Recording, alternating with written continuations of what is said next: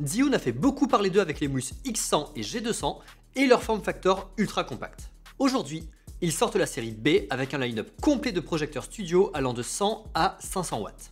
Et on va voir ce qu'ils ont dans le ventre.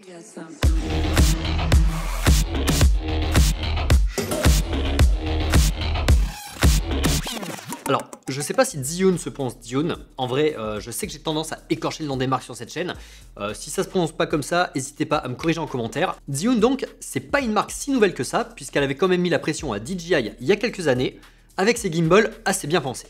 Plus récemment, comme tous les fabricants chinois, ils se sont mis à sortir des projecteurs. Et vous en avez forcément entendu parler, puisque tous les youtubeurs du monde vous ont vendu le Molus X100, et que je l'avais moi-même acheté pour l'utiliser sur cette prod.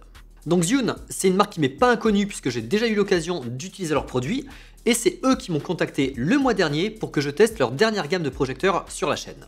Alors, comme d'hab, je ne suis pas payé pour faire cette review, j'ai uniquement reçu gratuitement ce projecteur et ça restera la seule compensation financière de ce test. Zhiyun n'a donc pas de droit de regard sur ce que je vais dire et mon avis restera le plus impartial possible. J'ai pu passer 6 semaines avec la version 500 watts des Molus B, parce que oui, j'aime la puissance, et du coup je leur ai demandé le plus puissant possible. 6 semaines donc durant lesquelles j'ai pu utiliser sur des productions photos et vidéos, à Marseille, mais aussi sur la capitale, et il est temps que je vous dise ce que j'en pense. Alors, qu'est-ce qui nous promet ce petit B500, qui n'est pas du tout petit?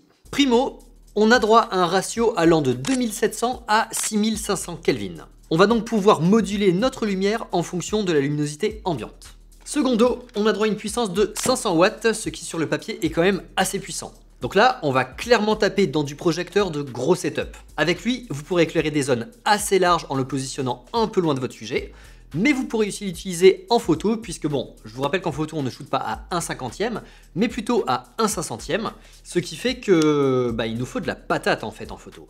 Et enfin, Zhiyun nous propose une gamme de projecteurs allant de 100 à 500 watts, qui ont été pensés pour être utilisés en série. Alors, je n'ai ici que le 500 watts, et c'est celui que j'ai choisi de tester parce qu'il me semblait être le plus intéressant, mais sachez que les Molus B sont disponibles en 100, 200, 300 et 500 watts. Et tous ces projecteurs ont été réfléchis pour être utilisés ensemble sur des setups complexes, mais on en parlera plus tard. Alors, la première chose qui frappe quand on prend en main le B500, bon, hormis son look un peu énervé, la première chose qui frappe c'est qu'en fait il est en full plastique. Alors bon, je vous avoue que moi je suis pas fan de ce choix, le full plastique c'est pas vraiment ma came. C'est fragile et ça casse facilement, mais je pense que si Zhiyun a fait ce choix, c'est pour gratter du poids. Le B500 pèse 2,8 kg. Alors c'est pas beaucoup comparé à l'un de ses concurrents, le Nanlite Forza 500B2, qui lui pèse 4,34 kg, et encore là je ne parle que du projecteur. On est donc à 1,5 kg de moins, ce qui est quand même vachement appréciable. Et si on le compare avec son principal concurrent qui est le FC500B, toujours chez Nanlite, l'écart est un peu moins frappant puisqu'il pèse 3,16 kg. Donc avec le Molus 500B, vous aurez besoin de moins de lest pour le placer en haut d'une girafe et surtout vous stresserez moins quand il sera placé à 5 mètres de haut sur un rooftop par temps de Mistral. True story. Niveau encombrement, on est sur la même dynamique. Comptez 24,5 par 19 par 15,9 cm. C'est quand même pas beaucoup pour un projecteur de cette puissance. Il est même plus compact que tous les 300 watts que je peux avoir. Et c'est notamment pour ça que c'est lui que j'ai pris à Paris pour animer un workshop de 2 jours. Le Molus B500 est relativement petit, pas trop lourd, et il offre un très bon ratio poids-encombrement-puissance. On reste donc dans l'esprit de Zhiyun, à savoir une puissance maximale dans des produits compacts au design reconnaissable. Niveau accessoires, le Molus B est livré avec un bol, tout ce qu'il y a de plus standard, c'est le même bol que vous trouverez avec tous les projecteurs ou tous les flashs chez eux ou chez les concurrents. Donc rien de foufou à propos de ce bol. Par contre, ce qui est vraiment pas ouf, c'est la boîte qui est livrée avec. Donc la boîte qui est livrée avec, en fait c'est pas une vraie boîte en fait, c'est juste un conditionnement en carton. Donc hop, dans ce conditionnement en carton, vous allez retrouver... Hop là, je sais pas si vous y voyez bien, mais voilà. Il y a une espèce d'insert en mousse qui va vous permettre de ranger le bol, les câbles et le projecteur. Mais on reste sur une boîte en carton. Moi, ça, je suis sûr que ça va prendre l'humidité. Je suis sûr que ça risque de prendre la pluie si jamais je le déplace, notamment sur la capitale. Hein, il a un peu pris l'eau sur la capitale. Je suis sûr que ça ne va pas tenir dans le temps. Donc si jamais vous achetez un Molus B, sachez qu'il faudra investir dans une pellicase ou un truc moins cher si vous voulez, mais pellicase c'est mieux quand même. Donc il vous faudra investir dans une boîte de rangement et de transport appropriée. Hop, vas-y, je vais te présenter un peu mieux. Niveau ergonomie, là aussi des choix et des compromis ont été faits. Mais avant de parler des points négatifs, on va parler de ce qui est cool. La poignée de serrage est ample et facilement accessible. Et c'est pareil pour la vis de serrage qui est super simple à utiliser sans outil.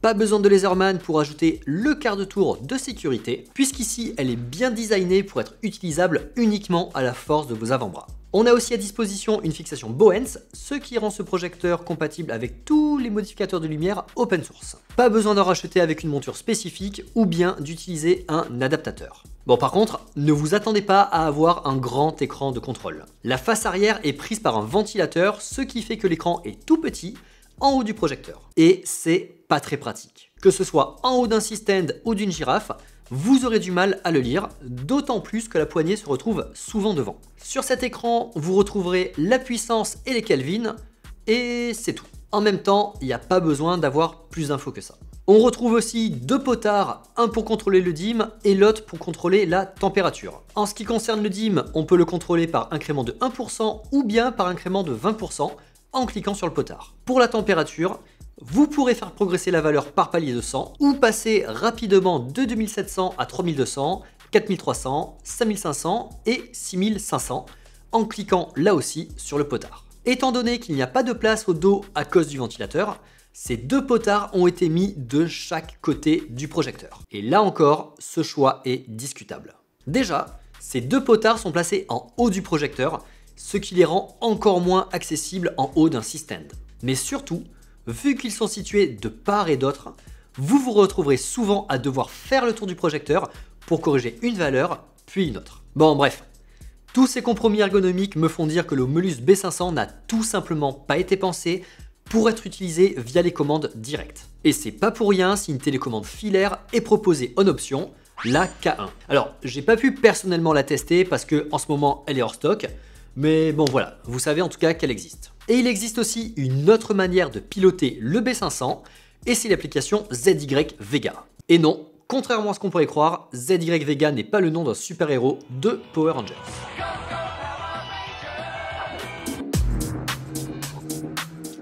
Bon, je dois vous avouer que jusqu'à présent, j'étais pas super emballé par ce projecteur. Pour moi, il y avait trop de compromis et je le trouvais compliqué à utiliser.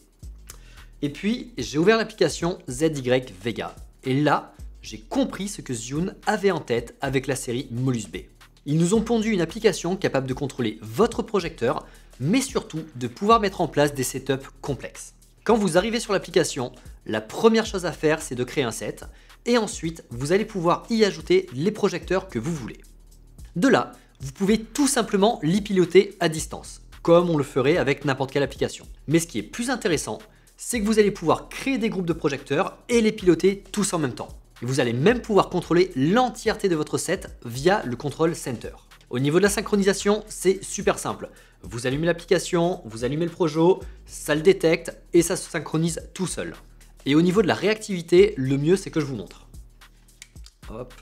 Donc je prends mon set, il est en train de charger les Molus. Donc là vous voyez que j'en ai deux à l'écran parce que j'ai mis mon X100 et le Z5, il l'appelle le Z5. Et donc de là, je vais pouvoir choisir tout simplement, hop là, ma température de couleur. Donc j'espère que ça crame pas trop l'image, hein, mais bon là vous voyez que je suis à 6005 et là je passe à 2007 assez rapidement et vous voyez à quel point c'est réactif. Et pareil pour la puissance. Hop là, là je passe à 100%, 0%, enfin 0, 2.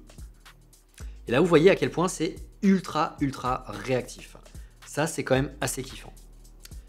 Je vais arrêter de vous en mettre plein la gueule.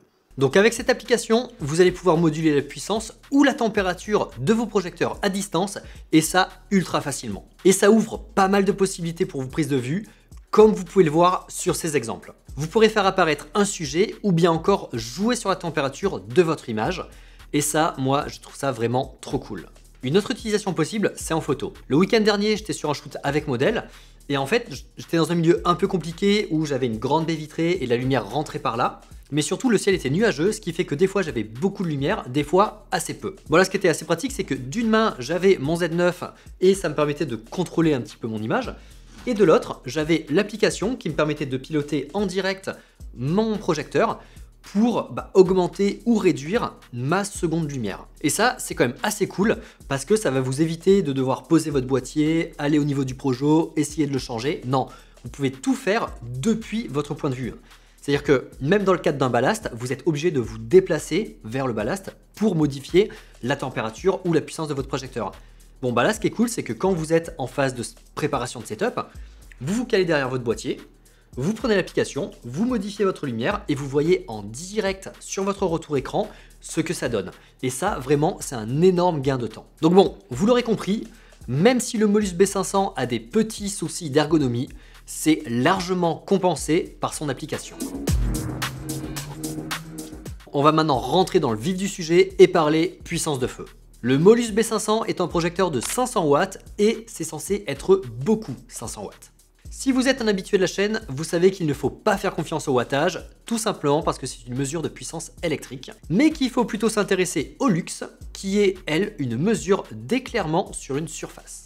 Le B500 est vendu pour obtenir 76 400 lux à 1 mètre, ce qui est tout à fait raisonnable pour un 500 watts, sachant que le Forza 502 fait légèrement moins, à savoir 67 320 lux, et que le Nanlite FC 500B fait lui 65 640 lux à 1 mètre. Bon, ces chiffres, ils sont bien rigolos, mais sur le terrain, ça dit quoi? Ça dit que vous allez pouvoir l'utiliser pour des setups qui demandent pas mal de lumière. C'est par exemple lui qui éclaire cette scène, filmée avec le Laowa Probe 24 mm. Et pour ceux qui ont déjà eu l'occasion de shooter avec cette optique, vous savez à quel point le Probe a besoin de lumière. Enfin, je veux dire, son ouverture maximale, c'est f14. Oui, f14. Et vous pouvez pas descendre plus bas, sinon c'est f32. Alors, vous imaginez pas la puissance de feu qu'il faut pour éclairer un truc quand vous utilisez cet objectif. Bon avec le B500, ça passe, et ce, même avec une softbox montée dessus. Et c'est pareil en photo. Sur ces clichés, c'est le Molus qui me servait de keylight. Et pour ne pas polluer mon fond, j'avais mis une soft de 60 cm avec un nid d'abeille. Et le nid d'abeille, ça défonce la puissance de votre lumière. Donc vous avez intérêt à avoir un projecteur qui envoie du lourd. Donc sur le point de la puissance lumineuse, le Molus B500 est très bon. Il pourra éclairer des scènes nécessitant beaucoup de lumière, mais aussi supporter des shootings photos. Il est possible de moduler la température de 2700 à 6500 Kelvin, ce qui est exactement la même chose que la concurrence. Aussi, le B500 est vendu pour avoir un CRI de 95+, et un TLCI de 97+, ce qui est là aussi exactement pareil que la concurrence. On n'a donc aucun compromis qui a été fait sur la qualité de la lumière, et c'est à peu près tout ce que j'ai à dire à ce niveau-là. Là où Zhiyun innove, c'est sur son système de refroidissement. Parce qu'un projecteur à 500 watts, ça chauffe, et ça chauffe même énormément. Bon, déjà, on a des ouvertures en pagaille pour dissiper la chaleur. C'est d'ailleurs ça qui donne son look un peu énervé au B500. Mais là où la plupart des projecteurs utilisent des ventilateurs pour faire circuler l'air sur un seul axe, le Molus B500, lui, il dispose d'un troisième ventilateur à l'arrière pour faire circuler l'air sur les deux axes.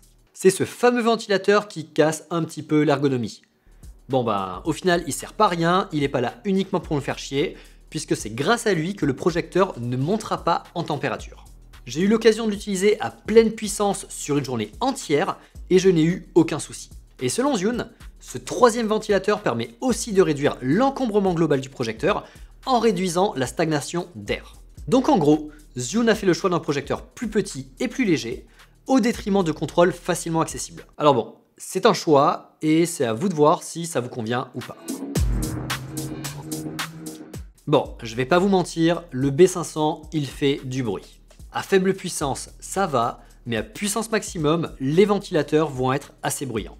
À mon sens, son rôle, c'est d'être en retrait, loin du micro et de balancer la patate. Si vous le mettez trop près de votre sujet et donc de votre micro, il va falloir baisser le dim pour éviter qu'il ne fasse trop de bruit. Alors, avec un micro canon et un bon enregistreur, ça peut passer. Les micros directionnels vont vous éviter de capter le son des ventilateurs, mais par contre avec un micro-cravate ou un micro d'assez mauvaise qualité, forcément ça va s'entendre. Donc voilà, ce projecteur pour des setups en vidéo où il est assez proche du micro, je sais pas. Pour le reste, si jamais vous n'avez pas de captation de son, franchement là, allez-y. Le Molus B500 se branche directement sur une prise secteur, ce qui signifie qu'il n'y a pas ici de ballast pour contrôler le projecteur à distance et que vous ne pourrez pas l'utiliser sur une V-Loc. Pour ceux qui ne savent pas ce que c'est, le ballast, c'est une unité déportée que certains projecteurs proposent. Elle permet d'utiliser le projecteur via des contrôles physiques et ce, même si celui-ci est en hauteur. Et surtout, grâce à elle, on peut venir y fixer des V-Loc pour faire fonctionner le projecteur en extérieur. Sur le B500, il n'y en a pas. Alors c'est dommage parce que ça cantonne son utilisation uniquement en studio. Sans source d'électricité, vous ne pourrez pas l'utiliser. Donc soit vous avez une prise murale, soit une rallonge, soit un générateur. Donc ici, on n'a pas de ballast, mais en contrepartie, on a un ensemble plus petit et plus léger, et surtout moins cher. La gamme B de Molus a des tarifs très attractifs. Comptez 749 € pour le 500 watts, 559 € pour le 300 watts, 339 € pour le 200 watts et 249 € pour le 100 watts. Et en plus de ça, vous avez droit à 10% de réduc si vous utilisez mon code créateur qui s'affiche à l'écran. Et oui, je deviens un vrai youtubeur avec des liens affiliés, un code créateur. Et je sais pas comment finir cette phrase. Bon, 749 € pour un 500 watts, c'est à la fois pas cher et à la fois dans la norme. Si on le compare au Nanlite Forza 502, qui lui est vendu 1500 €, on est quand même 2 fois moins cher. Mais à mon sens, la gamme des Forza n'est pas vraiment en concurrence directe avec les Molus. Les Forza, ils ont un ballast et les Molus, non. Il faudrait plutôt aller chercher du côté des FC de Nanlite pour avoir une comparaison équitable. Et là, l'écart de prix est moindre puisque le Nanlite FC 500B est vendu 830 €, soit 90 € de plus. Donc en gros, on a un projecteur qui se place bien face à la concurrence sans non plus casser les prix. Sauf si vous utilisez mon petit coupon de 10%. Maintenant qu'on a passé en revue tous les détails du Molus, on va voir à qui il s'adresse. À mon avis, on est sur une gamme semi-pro.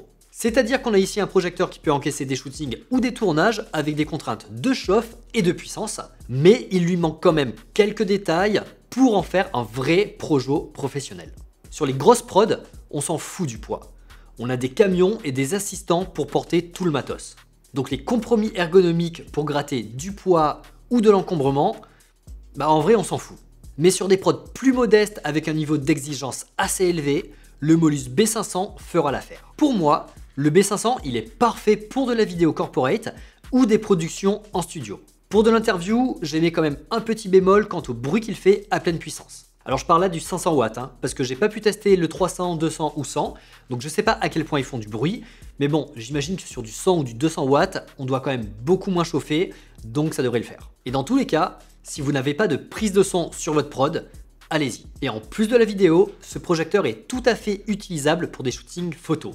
Il est suffisamment puissant pour encaisser des vitesses d'obturation élevées ou bien des ouvertures ultra fermées, comme ça arrive souvent avec du packshot. Donc si sur une prod vous avez à mêler photos et vidéos sur le même setup, pour moi ce projecteur est un excellent choix. Parce que oui, moi ça m'arrive de plus en plus de mêler de la photo et de la vidéo sur des prods. L'intérêt c'est d'avoir un seul setup pour les deux types de prestations et ça permet avec les nouveaux boîtiers uniquement de switcher le commutateur photo et vidéo et de faire les photos à la bien et ensuite de passer très rapidement sur de la vidéo. Bon pour ce genre de prod, pour moi le Molus B500 il est juste parfait. Je dois vous avouer qu'au premier abord, ce projecteur il m'avait pas vraiment emballé. Entre la finition en plastique, le petit écran et les potards inaccessibles, je me voyais mal l'utiliser sur des productions. Mais bon, je me suis un peu forcé et je l'ai fait. Je l'ai utilisé durant tout le mois dernier et clairement, pour moi, c'est l'application qui sauve la donne. Avec elle, je peux synchroniser mes deux projecteurs, donc le B500 et le X100, et mine de rien, ça me fait gagner pas mal de temps. L'application est super réactive et je me dis qu'avec un setup full Zhone, ça doit être quand même pas mal. Pour moi, il n'y a qu'un seul défaut à l'application, enfin défaut, il n'y a qu'un seul manque en fait, c'est pas vraiment un défaut.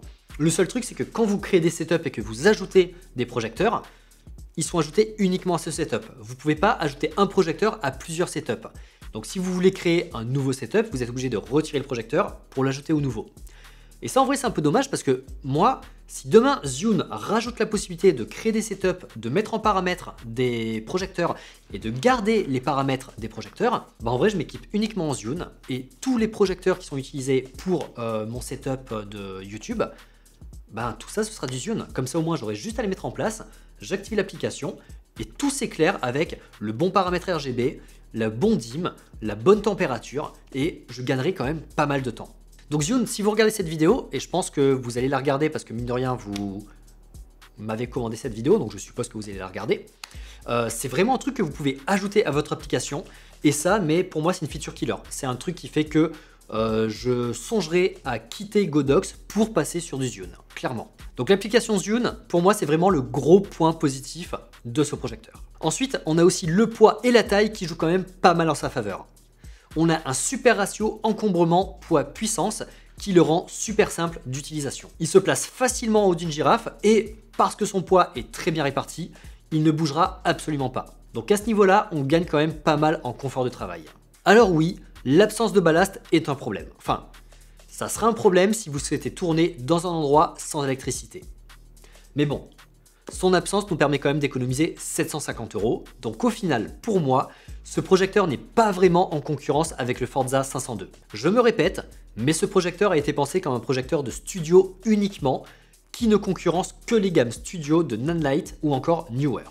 On a plutôt ici droit à un 500 watts d'entrée de gamme, certes avec des compromis, mais suffisamment bien pensé pour les combler avec des petites astuces. Fin juin, je vais tourner un court-métrage qui va se passer dans une usine en friche, et je pense que c'est le B500 que je vais prendre sur le lieu. En fait, on va shooter en plein après-midi, donc je vais avoir besoin de patates. Je vais lui mettre un Fresnel dessus, tout simplement pour avoir une backlight quand même qui arrive à contraster avec une lumière de soleil ambiante. Et si je le prends lui, en fait, c'est déjà un parce qu'il est puissant, et deux parce qu'il est petit, compact et mine de rien, pas trop lourd. Alors oui, ok, je vais pas pouvoir le faire fonctionner sur de la V-Loc, mais ce que je vais faire, c'est que je vais acheter une grosse batterie, grosse batterie générateur en fait, et je vais le brancher dessus, et ça me permettra d'avoir en extérieur quand même la lumière que je veux. En gros, si vous avez commencé à vous équiper en Zhun avec des projecteurs moins puissants, vous ne serez plus limité et vous pourrez évoluer vers des puissances plus respectables. Et si vous cherchez un projecteur qui tabasse mais que vous n'avez pas 1500 € à mettre dedans, bah le Molus peut être un très bon choix. D'ailleurs, rien à voir, mais si vous comptez l'acheter, je vous mets un lien affilié en description. Le lien est valable sur Amazon ou bien sur la boutique directe de Zhun. Et en plus de ce lien, vous pouvez toujours rajouter le coupon de 10% de mon code créateur pour avoir 10% de moins sur vos achats. Ça vous permet de soutenir la chaîne sans avoir à débourser plus d'argent, voire même en économisant. Et tout le monde y est content. En ce qui me concerne, je suis bien content de l'avoir et je pense pas mal l'utiliser sur des productions hybrides où je vais devoir mêler photos et vidéos. Sa puissance, l'application et son form factor m'ont convaincu. Et je vais vous laisser parce que j'ai un train à prendre dans 2 heures. Je me barre à Paris pour aller préparer le court-métrage dont je vous ai parlé. Donc, au revoir.